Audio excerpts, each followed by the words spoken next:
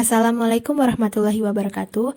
Perkenalkan, saya Naila Sabita Halim sebagai perwakilan dari kelompok 6 mata kuliah Ekonometrika, di mana saya akan menjelaskan bagaimana penerapan model regresi linier sederhana dan berganda pada aplikasi RStudio. Berikut adalah penjelasannya. Baiklah, langsung saja kita mulai. Yang pertama, tentunya teman-teman harus sudah memiliki data yang akan diregresi, regresi linier sederhana.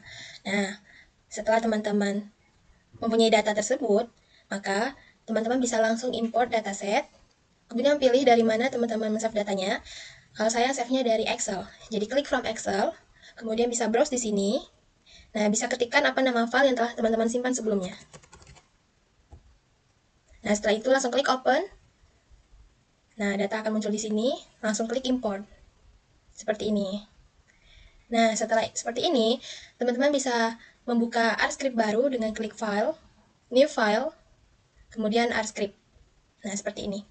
Maka, teman-teman sudah bisa langsung meregresi data tersebut dengan mengetikkan rumusnya, yaitu model, panah, LM, variabel pengeluaran, kemudian gelombang, variabel gaji, data, sama dengan nama file yang telah teman-teman save sebelumnya. Nah, seperti ini. Kemudian langsung saja klikkan enter dan klik summary. Ketik summary. Model. Nah, seperti ini teman-teman. Nah, setelah seperti ini, maka bisa langsung teman-teman run untuk yang nomor 1. Nah, jika dia muncul warna biru, berarti rumus sudah tepat. Namun jika munculnya warna merah, berarti ada kesalahan dalam penulisan rumus. Kemudian yang nomor 2 juga bisa langsung teman-teman run. Nah, ini muncul datanya seperti ini. Nah, di sini dimaksudkan bahwa persamaan regresinya itu adalah 98,5503 ditambah 0,8124 dikali gaji. Nah, itu persamaan regresinya, teman-teman. Nah, koefisien gaji sebesar 0,8124 ini berarti bahwa setiap kenaikan 1 unit gaji itu akan meningkatkan pengeluaran sebesar 0,8124 unit. Kemudian ada p-value gaji yaitu sebesar 0,00531, di mana angka ini adalah di bawah 0,05 yang artinya berpengaruh signifikan terhadap pengeluaran. Nah, intercept sebesar 98,5503 ini tidak signifikan, tapi itu tidak terlalu bermasalah karena yang paling penting adalah variabel independen dari gaji. Kemudian ada multiple R square-nya sebesar 0,7517 dan adjust R square-nya sebesar 0,7103, yang berarti bahwa 75,17% variasi dalam pengeluaran itu bisa dijelaskan oleh gaji, yang mana sisanya 24,83% itu dijelaskan oleh faktor lain di luar dari model tersebut. Nah, R square sebesar 0,75 itu cukup bagus, apalagi untuk data real life yang biasanya tidak sempurna. Kemudian ada F statistik sebesar 18,16 dan ada 6 DF. Kemudian p-value-nya sebesar 0,05311. Nah, ini uji untuk melihat apakah model sesuai secara keseluruhan itu signifikan atau tidak. Nah, karena p-value itu di bawah 0,05, maka regresi secara keseluruhan itu signifikan. Nah, kemudian ada di sini min, yaitu minus 520,17, 1 Ki minus 48,15, median sebesar 71,33, 3 Ki sebesar 148,59, dan max sebesar 182,92. Ini menunjukkan selisih antara nilai aktual dan prediksi, di mana nilai negatif di sini berarti bahwa prediksi lebih tinggi dari nilai sebenarnya dan sebaliknya. Nah, ketika teman-teman sudah melakukan regresi linear sederhana seperti ini, maka selanjutnya teman-teman bisa melakukan uji asumsi klasik. Nah, uji asumsi klasik yang pertama yaitu uji normalitas. Ada rumus dalam melakukan uji normalitas, yaitu seperti ini. Teman-teman bisa klik residuals, kemudian tanda panah, model, dolar, residuals. Kemudian enter, lalu klik ini histogram, residual, main, kemudian sama dengan, di sini tanda petik 2, ketik lagi histogram residual. Nah, setelah ini bisa ketik call, sama dengan sky blue. Nah, seperti ini teman-teman. Kemudian bisa di enter, lanjut key norm, buka kurung, residuals, kemudian bisa lanjut key line, residuals dalam kurung call, kemudian sama dengan petik tanda petik atas 2 red. Nah, seperti ini. Nah, selanjutnya ini ujinya yaitu Shapiro test. Uji Shapiro-Wilk. Residuals. Nah, seperti ini teman-teman. Ini untuk menguji asumsi klasik normalitas dari data regresi linear sederhana tadi. Nah, di sini bisa langsung teman-teman run. Biru ya teman-teman, berarti datanya sudah tepat, rumusnya sudah tepat. Nah, di sini ada histogram, gambar histogram.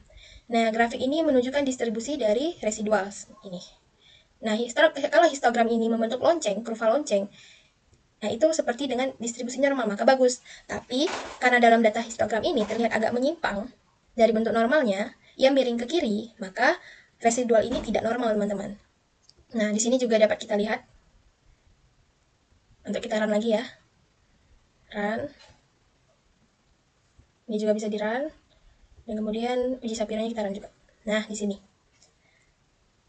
Titik-titik yang berada di sepanjang garis merah ini, teman-teman, itu menandakan bahwa distribusi normal. Namun, dalam normal Kiki plot di sini, itu terdapat beberapa titik menyimpang yang cukup jauh dari garis merah.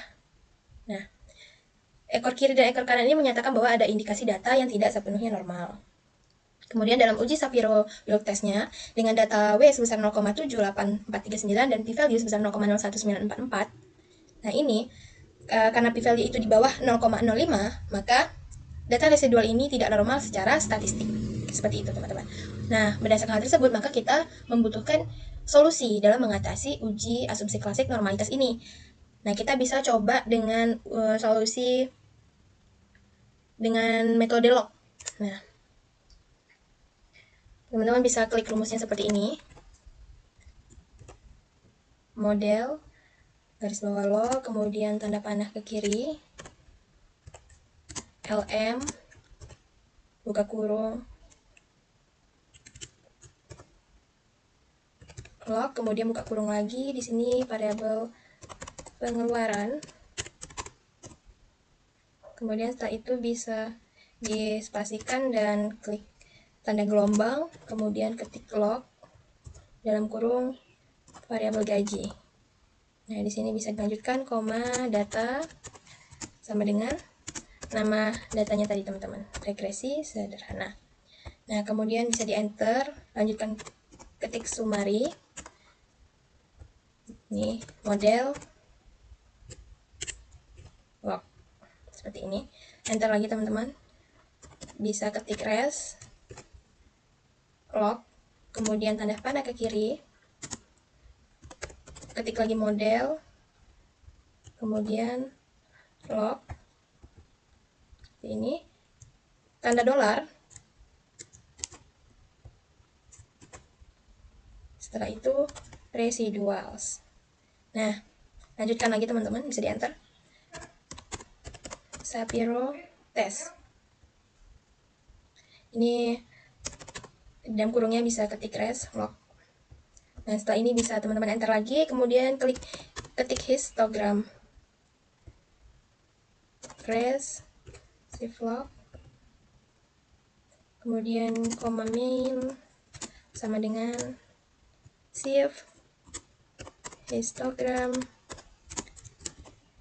residual. Oke, benar log. Nah, seperti ini. Kemudian klik lagi Kiki norm, save res seperti ini, dan terakhir bisa teman enter dan klik Kiki line res log, kemudian koma call sama dengan blue seperti ini. Nah, ini adalah uji normalitas dengan menggunakan cara logaritma. Nah, di sini nomor 11 ya, untuk rumus pertama bisa langsung teman-teman run. Kemudian nomor 12 juga bisa di run. Nah, muncul data seperti ini teman-teman. Kemudian bisa langsung di run lagi. Biru ya teman-teman. Shapiro testnya juga di run. Nah, muncul seperti ini. Kemudian histogramnya juga bisa langsung kita run. Nah, seperti ini teman-teman. Nah, di sini nilai W dari uji Sapir-Whorf itu sebesar 0,77304 dengan nilai p-value-nya sebesar 0,01463. Dengan p-value yang di bawah 0,05, maka artinya di sini residual itu tidak berdistribusi normal karena datanya tidak di bawah 0,05. Nah, kemudian histogram ini juga terlihat tidak simetris karena dia sedikit miring ke kiri, menandakan bahwa data itu skewness, ketidaksesuaian terhadap distribusi normal. Nah, setelah ini bisa langsung teman-teman run lagi yang Kiki norm, kemudian Kiki line. Nah, di sini ada plot ya, teman-teman. Nah, titik-titik yang mengikuti garis lurus biru ini itu hampir sama seperti yang tadi ya, teman-teman. Ada penyimpangan dari distribusi yang seharusnya normal. Maka untuk model regresi log-log ini, maka residual itu juga tidak berdistribusi normal. Sehingga kita membutuhkan cara lain untuk mendapatkan uji normalitas yang normal. Nah, caranya yaitu kita coba lagi dengan solusi regresi non-parametrik. Rumus dari regresi non-parametrik yaitu teman-teman bisa ketik install package, kemudian klik di sini np, lalu ketikkan library, np, enter, np model,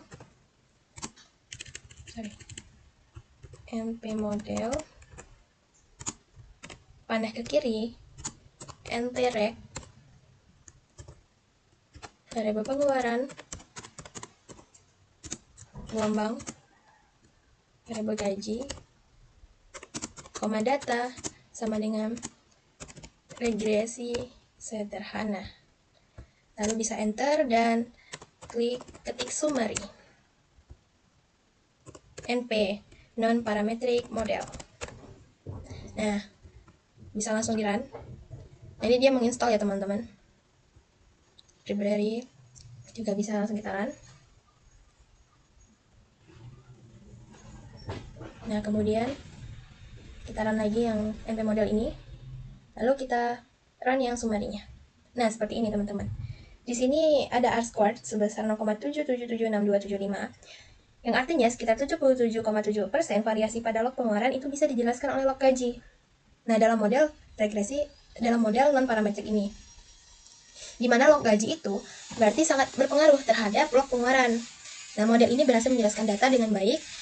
Kemudian, data yang ada di sini sebesar ini itu akan semakin bagus modelnya jika R kuadratnya 0,77 atau 0,78 yang teman-teman dibulatkan itu semakin bagus jika ia mendekat ke 1, maka tidak memerlukan asumsi distribusi residual, sehingga cocok untuk situasi data seperti data yang telah kita regresi sebelumnya, yang regresi sederhana untuk uji ini. Maka solusi dari uji regresi normalitas, uji asumsi klasik normalitas, itu menggunakan cara non-parametrik. Nah, kemudian kita bisa uji asumsi klasik heterokedastisitas. Nah, rumus dari uji asumsi klasik heterokedastisitas, teman-teman bisa klik seperti ini. Install package lm test, enter library lm test, enter, dan bisa ketik lagi bp test. Seperti ini, teman-teman. Ini untuk uji asumsi klasik heterokedastisitas. Nah, ini bisa langsung teman-teman run. Dia menginstal ya, teman-teman. Kemudian library di run, BP test kita run juga. Nah, seperti ini. Nilai BP menunjukkan angka 1,4582 dengan DF-nya sebesar 1 dan p-value sebesar 0,2272. Nah, di sini karena p-value itu sebesar 0,2272, di mana ia di atas dari angka 0,05, maka di sini tidak ada heterokedastisitas, sehingga uji heterokedastisitasnya sudah tepat.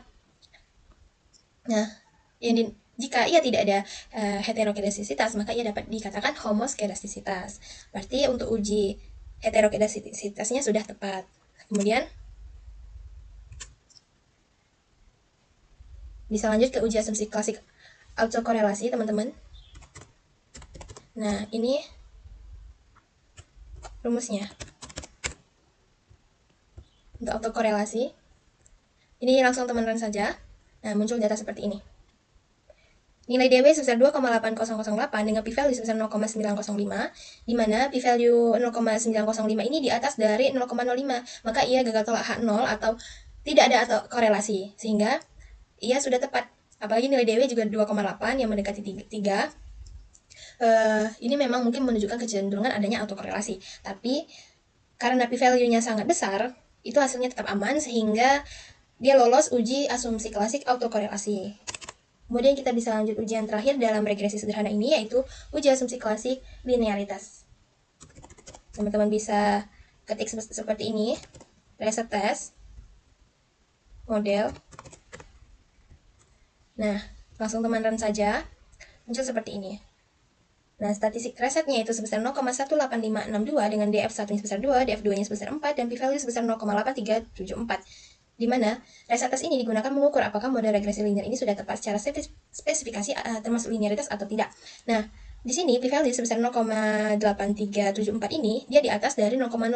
Maka gagal tol AH0 yang artinya model regresi ini, model linear uji asumsi klasik linearitas ini itu tidak ada kesalahan sehingga ia lolos uji asumsi klasik linearitas. Maka teman-teman dapat disimpulkan di sini bahwa dalam model regresi linear sederhana dengan data yang sudah kita regresi tadi, itu gaji berpengaruh signifikan terhadap pengeluaran, di mana model menjelaskan sekitar 75% variasi pengeluaran, di mana transformasi log itu tidak berhasil memperbaiki masalah normalitas residual, sehingga regresi non-parametrik lah yang dipilih sebagai solusi terbaik, karena tidak memerlukan asumsi distribusi residual, yang mana dengan regresi non-parametrik ini ia memiliki R kuadrat yang lebih tinggi, yaitu 0,78. Dan memberikan model yang lebih andal, serta representatif terhadap data. Nah, model juga tidak mengalami heterokedastisitas, autokorelasi, kecuali pada normalitas residual sebelumnya, namun sudah diatasi dengan regresi non-parametrik. Nah, model juga sudah linear. Seperti itu, teman-teman. Nah, selanjutnya adalah regresi linear berganda pada aplikasi R. Nah, caranya sama saja, teman-teman. Yang pertama, tentunya teman-teman sudah memiliki data yang akan diregresi. Nah, di sini teman-teman bisa klik import dataset dan pilih datanya dari mana. Kemudian teman-teman bisa browse dan ketikkan di sini apa nama data yang telah teman-teman simpan sebelumnya. Nah, kemudian open. Nah, data akan muncul seperti ini. Lalu bisa langsung diimport. Seperti ini, teman-teman. Nah, jika sudah muncul seperti ini, maka kita sudah bisa langsung meregresi data tersebut. Nah, langkah pertama yang kita lakukan yaitu mengetikkan rumus untuk meregresi linear sederhana. Rumusnya yaitu model reg berganda. Nah, kalau untuk rumus di bagian sini, teman-teman, ini bisa tergantung kita mau menggunakan namanya seperti apa. Panah ke kiri, LM, dalam kurung, variabel penjualan, tanda gelombang, kemudian variabel iklan, ditambah salesman, kemudian nama file yang telah teman-teman save tadi, regresi berganda, seperti ini. Kemudian langsung saja di enter dan ketikkan summary. Model berganda, seperti ini, teman-teman. Nah, langsung saja kita run untuk yang nomor satunya. Nah, warnanya sudah biru, berarti menandakan bahwa rumus yang digunakan ini sudah tepat. Kemudian run lagi yang kedua. Nah, muncul data seperti ini, teman-teman. Nah, berdasarkan analisis regresi ini, maka diperoleh model regresi itu adalah penjualan sama dengan minus 1071,2 ditambah 346,47 dikali iklan ditambah 23,15 dikali salesman. Nah, interceptnya sebesar minus 1071,02. Nah, jika iklan dan salesman ini bernilai 0, maka penjumlahan diprediksi akan negatif. Ini hanya makna matematis, bukan dari makna praktisnya. Nah, kemudian koefisien iklan yaitu sebesar 346,47, di mana setiap kenaikan 1 unit iklan, penjualan naik sekitar 346,47 unit. Ini signifikan karena p-value-nya yaitu di bawah atau P kurang dari 0,05. Nah, kemudian koefisien salesman-nya yaitu sebesar 23,15. Nah, ini p-value-nya. Nah, di mana dengan koefisien salesman ini juga setiap tambahan satu orang salesman, penjualan itu naik sekitar 23,15 unit. Di mana P-nya itu kurang dari 0,05. R square-nya yaitu sebesar 0,9321 dengan adjust R-nya atau adjust R kuadratnya yaitu 0,9208. Nah, model ini itu sudah menjelaskan 93,21% variasi dalam penjualan, yang mana ini sudah sangat kuat dan model juga sudah cocok. Baik, selanjutnya kita masuk ke uji asumsi klasik normalitas. Nah, di sini teman-teman bisa ketik rumus seperti ini.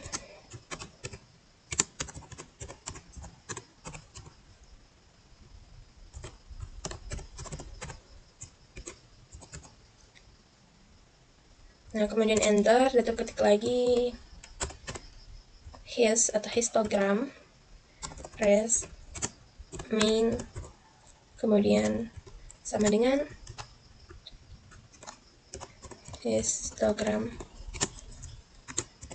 residual, koma, spasi call sama dengan sky blue. Nah, setelah ini bisa langsung di enter, kemudian teman-teman bisa ketik lagi Kiki norm. Kemudian enter Kiki line. Lalu bisa langsung di enter dan teman-teman ketik Shapiro test. Ini adalah uji Shapiro-Wilk normality test. Nah, jika sudah seperti ini, langsung di run saja teman-teman. Ini warnanya biru berarti sudah tepat. Kemudian run yang selanjutnya, nah di sini ada gambar histogram. Nah, histogram ini tampak lumayan simetris, meskipun dia tidak sempurna bentuknya, tapi tidak nampak ada kesenjangan yang luar biasa gitu teman-teman. Nah, ini cocok untuk data kecil hingga menunjukkan indikasi normalitas residual yang cukup baik. Nah, selanjutnya bisa langsung kita run lagi yang Kiki norm. Nah, di sini ada normal konsep-konsep plotnya. Kiki line kita run seperti ini, kemudian langsung kita run saja uji Shapiro-Wilknya. Seperti ini teman-teman. Nah, di sini itu titik-titik berada cukup dekat ya teman-teman dengan garis lurus nih garis. Nah, menunjukkan data residual itu cenderung normal. Nah, dalam uji Shapiro-Wilknya, data dengan W sebesar 0,94461, p-value sebesar 0,4439, karena p-value 0,4439 ini lebih besar dari 0,05, maka data tidak ada cukup bukti untuk menolak H0. Atau dapat dikatakan bahwa dalam uji normalitas ini, data berdistribusi normal. Nah, kemudian kita bisa lanjut ke tes uji asumsi multikolinearitas dengan rumus seperti ini teman-teman. Bisa ketikkan install package dalam kurung car, kemudian enter, lalu library car, kemudian if model track berganda. Nah, ini untuk multikolinearitas teman-teman, bisa sendirian saja install package-nya. Nah, dia menginstal, tunggu hingga selesai teman-teman, hingga muncul tanda biru kanan seperti ini, panah ke kanan. Nah, kalau seperti ini berarti install sudah selesai. Kemudian lanjut ke library kita run. Nah, lalu Viv-nya kita run juga. Nah, di sini ada data. Iklan sebesar 3,567135 dan salesman sebesar 3,567135. Nilai Viv atau variance inflation factor ini menunjukkan tingkat multikolinearitas antar variabel independen. Dengan batas umum, jika Viv-nya itu di bawah 10, maka tidak ada masalah multikolinearitas serius. Nah, karena kedua Viv-nya ini di atas sekitar 3,56 yang berarti dia masih di bawah 10, maka ini tidak ada indikasi multikolinearitas. Sehingga data sudah tepat. Nah, kemudian kita lanjut ke uji asumsi klasik heterokedastisitas. Nah, rumusnya seperti ini teman-teman. Install package dalam kurung lm test. Kemudian bisa di enter datu library lm test. Ini bisa teman-teman enter dan ketikkan bp test.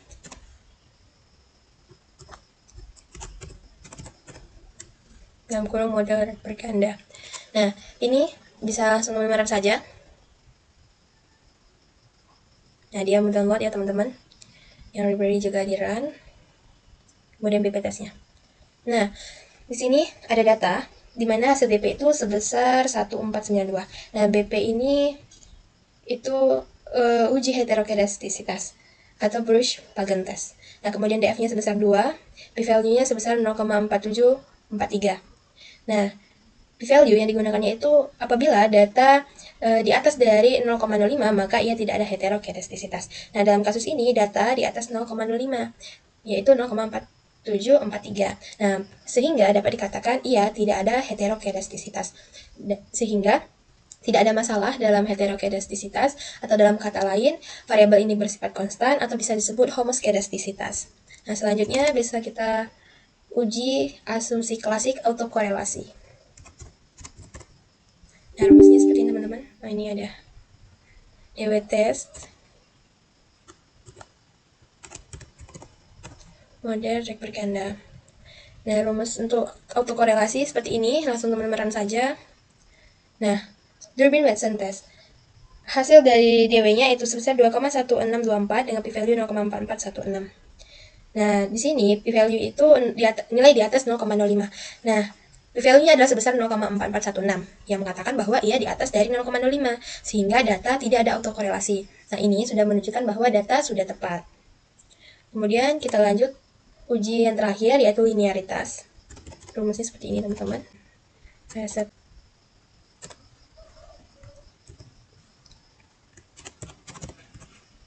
model rek berganda. Nah, ini untuk uji asumsi klasik linearitas, langsung di run saja. Nah, muncul seperti ini. Nah, hasil resep tesnya sebesar 1,172 dengan DF1 sebesar 2, DF2 sebesar 10, dan p-value 0,3489.